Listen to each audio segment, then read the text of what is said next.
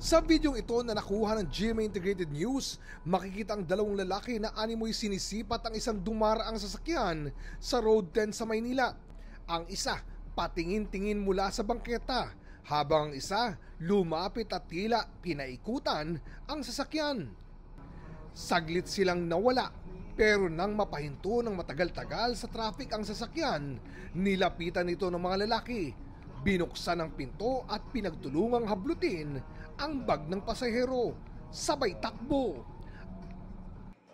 Agad nag-imbestiga ang Manila Police District at tukoy na nila ang mga suspect. Hinihintay lang natin itong biktima na mag-report sa ating kapulisan o makipag-ugnayan sa ating kapulisan para masampahan natin ng kaukulang reklamo itong mga taong ito.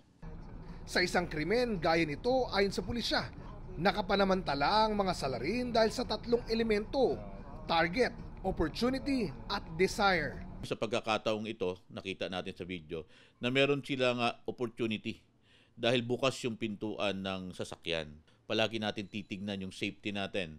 Tignan natin kung nakacheck yung ating sasakyan at kung may papansin tayong mga kahinahinalang individual base sa kanilang presensya at kinikilos, itawag nila agad sa kanilang kapulisan. Paalala ng isang road safety expert, maging alisto lalo na sa mga lugar na alam na delikado. Unang-una, dapat nilalak lahat ng pinto ng kotse. Palagi nakalak ang lahat ng pinto. Baka pwedeng nalalak o naka-strap o kahit na ano, para lang hindi madaling damputin. Paano kung nasa sasakyan o open type tulad ng jeepney o motorsiklo? Maglalagay ako ng kahon o parang box na doon ko ilalagay ang mga gamit ko.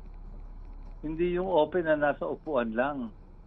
Kasi madaling damputin eh. Kung meron kang box na nalalak doon sa motorsiklo, ilagay nila doon yung kung ano man yung dala nilang valuable. Makatutulong din daw kung may dashcam sa mga sasakyan. Para sa GMA Integrated News, Oscar Oida, nakatutok, 24 oras.